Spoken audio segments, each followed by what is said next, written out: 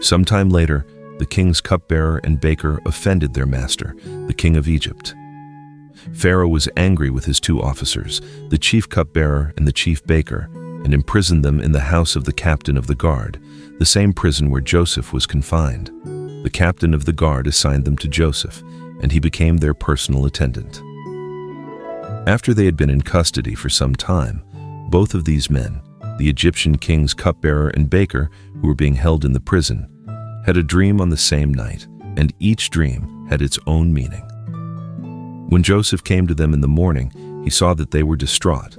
So he asked the officials of Pharaoh, who were in custody with him in his master's house, "Why are your faces so downcast today?" "We both had dreams," they replied, "but there is no one to interpret them." Then Joseph said to them, "Don't interpretations belong to God? Tell me your dreams." So the chief cupbearer told Joseph his dream. "In my dream, there was a vine before me, and on the vine were 3 branches. As it budded, its blossoms opened and its clusters ripened into grapes. Pharaoh's cup was in my hand, and I took the grapes, squeezed them into his cup, and placed the cup in his hand." Joseph replied, "This is the interpretation. The 3 branches are 3 days. Within 3 days, Pharaoh will lift up your head and restore your position. You will put Pharaoh's cup in his hand, just as you did when you were his cupbearer. But when it goes well for you, please remember me and show me kindness by mentioning me to Pharaoh, that he might bring me out of this prison. For I was kidnapped from the land of the Hebrews, and even here I have done nothing for which they should have put me in this dungeon." When the chief baker saw that the interpretation was favorable, he said to Joseph, "I too had a dream. There were 3 baskets of white bread on my head. In the top basket were all sorts of baked goods for Pharaoh, but the birds were eating them out of the basket on my head." Joseph replied, "This is the interpretation. The 3 baskets are 3 days. Within 3 days, Pharaoh will lift off your head and hang you on a tree. Then the birds will eat the flesh of your body.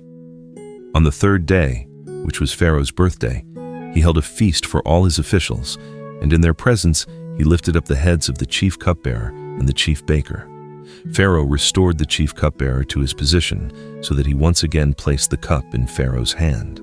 But Pharaoh hanged the chief baker, just as Joseph had described to them in his interpretation. The chief cupbearer, however, did not remember Joseph. He forgot all about him. After 2 full years had passed, Pharaoh had a dream. He was standing beside the Nile, when 7 cows, sleek and well-fed, came up from the river and began to graze among the reeds. After them, 7 other cows, sickly and thin, came up from the Nile and stood beside the well-fed cows on the bank of the river. And the cows that were sickly and thin devoured the 7 sleek, well-fed cows. Then Pharaoh woke up, but he fell back asleep and dreamed a second time. 7 heads of grain, plump and ripe, came up on one stalk. After them, 7 other heads of grain sprouted, thin and scorched by the east wind. And the thin heads of grain swallowed up the 7 plump, ripe ones. Then Pharaoh awoke and realized it was a dream. In the morning his spirit was troubled, so he summoned all the magicians and wise men of Egypt. Pharaoh told them his dreams, but no one could interpret them for him. Then the chief cupbearer said to Pharaoh, "Today I recall my failures. Pharaoh was once angry with his servants, and he put me and the chief baker in the custody of the captain of the guard. One night, both the chief baker and I had dreams, and each dream had its own meaning. Now, a young Hebrew was there with us, a servant of the captain of the guard. We told him our dreams, and he interpreted them for us individually. And it happened to us just as he had interpreted.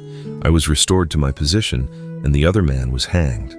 So Pharaoh sent for Joseph, who was quickly brought out of the dungeon. After he had shaved and changed his clothes, he went in before Pharaoh. Pharaoh said to Joseph, "I had a dream, and no one can interpret it. But I have heard it said of you that when you hear a dream, you can interpret it." "I myself cannot do it," Joseph replied, "but God will give Pharaoh a sound answer." Then Pharaoh said to Joseph, "In my dream I was standing on the bank of the Nile when 7 cows, well-fed and sleek, came up from the river and began to graze among the reeds. After them, 7 other cows, sickly, ugly, and thin, came up. I have never seen such ugly cows in all the land of Egypt. Then the thin, ugly cows devoured the 7 well-fed cows that were there first. When they had devoured them, however, no one could tell that they had done so. Their appearance was as ugly as it had been before. Then I awoke. In my dream, I also saw 7 heads of grain, plump and ripe, growing on a single stalk. After them, 7 other heads of grain sprouted, withered, thin, and scorched by the east wind. And the thin heads of grain swallowed the 7 plump ones. I told this dream to the magicians, but no one could explain it to me. At this, Joseph said to Pharaoh, "The dreams of Pharaoh are one and the same. God has revealed to Pharaoh what he's about to do. The 7 good cows are 7 years, and the 7 ripe heads of grain are 7 years. The dreams have the same meaning. Moreover, the 7 thin, ugly cows that came up after them are 7 years, and so are the 7 worthless heads of grain scorched by the east wind. They are 7 years of famine. It is just as I said to Pharaoh. God has shown Pharaoh what he's about to do.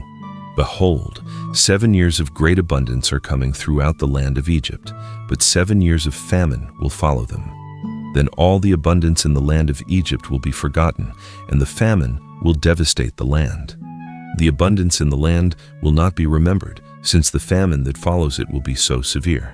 Moreover, because the dream was given to Pharaoh in 2 versions, the matter has been decreed by God, and he will carry it out shortly.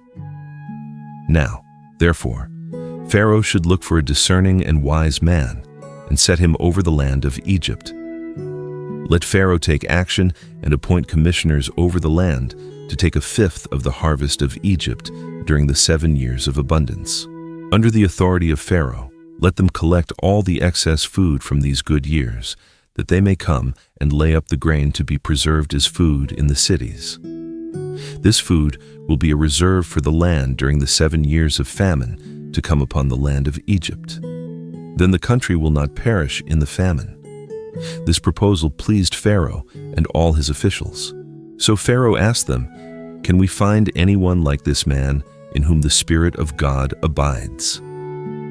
Then Pharaoh said to Joseph, "Since God has made all this known to you, there is no one as discerning and wise as you. You shall be in charge of my house, and all my people are to obey your commands. Only with regard to the throne will I be greater than you." Pharaoh also told Joseph, "I hereby place you over all the land of Egypt." Then Pharaoh removed the signet ring from his finger, put it on Joseph's finger, clothed him in garments of fine linen, and placed a gold chain around his neck. He had Joseph ride in his 2nd chariot, with men calling out before him, "Bow the knee!" So he placed him over all the land of Egypt. And Pharaoh declared to Joseph, "I am Pharaoh, but without your permission, no one in all the land of Egypt shall lift his hand or foot." Pharaoh gave Joseph the name Zaphenath-Paneah, and he gave him Asenath, daughter of Potipharah, priest of On, to be his wife. And Joseph took charge of all the land of Egypt. Now Joseph was 30 years old when he entered the service of Pharaoh, king of Egypt. And Joseph left Pharaoh's presence and traveled throughout the land of Egypt. During the 7 years of abundance, the land brought forth bountifully. During those 7 years, Joseph collected all the excess food in the land of Egypt and stored it in the cities. In every city, he laid up the food from the fields around it. So Joseph stored up grain in such abundance, like the sand of the sea, that he stopped keeping track of it, for it was beyond measure. Before the years of famine arrived, 2 sons were born to Joseph by Asenath, daughter of Potipharah, priest of On. Joseph named the firstborn Manasseh, saying, "God has made me forget all my hardship and all my father's household." And the 2nd son he named Ephraim, saying, "God has made me fruitful in the land of my affliction." When the 7 years of abundance in the land of Egypt came to an end, the 7 years of famine began, just as Joseph had said. And although there was famine in every country, there was food throughout the land of Egypt. When extreme hunger came to all the land of Egypt, and the people cried out to Pharaoh for food, he told all the Egyptians, "Go to Joseph and do whatever he tells you." When the famine had spread over all the land, Joseph opened up all the storehouses and sold grain to the Egyptians, for the famine was severe in the land of Egypt. And every nation came to Joseph in Egypt to buy grain, because the famine was severe over all the earth. When Jacob learned that there was grain in Egypt, he said to his sons, "Why are you staring at one another? Look," he added, "I have heard that there is grain in Egypt. Go down there and buy some for us, so that we may live and not die." So 10 of Joseph's brothers went down to buy grain from Egypt. But Jacob did not send Joseph's brother Benjamin with his brothers, for he said, "I'm afraid that harm might befall him." So the sons of Israel were among those who came to buy grain, since the famine had also spread to the land of Canaan. Now Joseph was the ruler of the land. He was the one who sold grain to all its people. So when his brothers arrived, they bowed down before him with their faces to the ground. And when Joseph saw his brothers, he recognized them, but he treated them as strangers and spoke harshly to them. "Where have you come from?" he asked. "From the land of Canaan," they replied. "We are here to buy food." Although Joseph recognized his brothers, they did not recognize him. Joseph remembered his dreams about them and said, "You are spies. You have come to see if our land is vulnerable." "Not so, my lord," they replied. "Your servants have come to buy food. We are all sons of one man. Your servants are honest men, not spies." "No," he told them, "you have come to see if our land is vulnerable." But they answered, "Your servants are 12 brothers, the sons of one man in the land of Canaan. The youngest is now with our father, and one is no more." Then Joseph declared, "Just as I said, you are spies. And this is how you will be tested. As surely as Pharaoh lives, you shall not leave this place unless your youngest brother comes here. Send one of your number to get your brother. The rest of you will be confined, so that the truth of your words may be tested. If they are untrue, then as surely as Pharaoh lives, you are spies."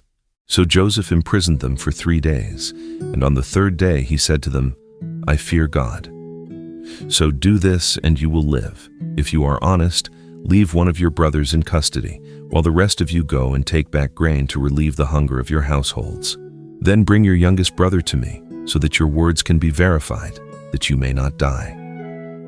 And to this they consented. Then they said to one another, "Surely we are being punished because of our brother. We saw his anguish when he pleaded with us, but we would not listen. That is why this distress has come upon us." And Reuben responded, "Didn't I tell you not to sin against the boy? But you would not listen. Now we must account for his blood." They did not realize that Joseph understood them, since there was an interpreter between them. And he turned away from them and wept.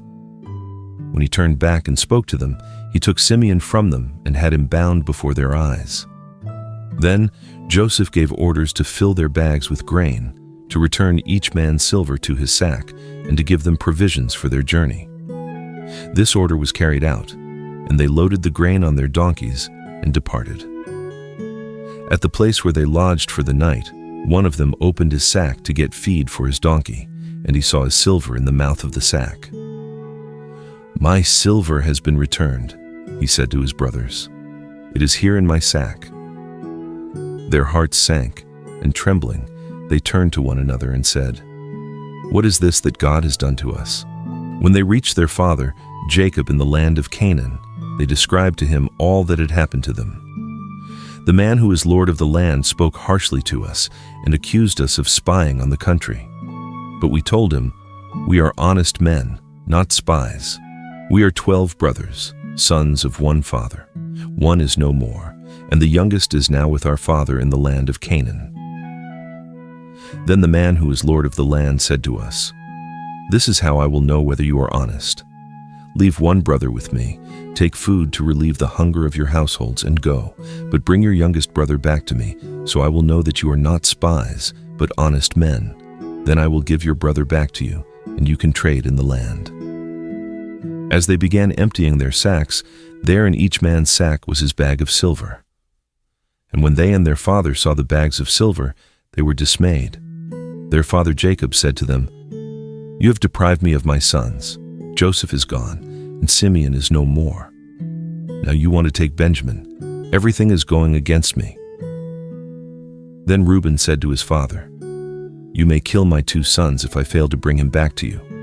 Put him in my care, and I will return him." But Jacob replied, "My son will not go down there with you, for his brother is dead, and he alone is left.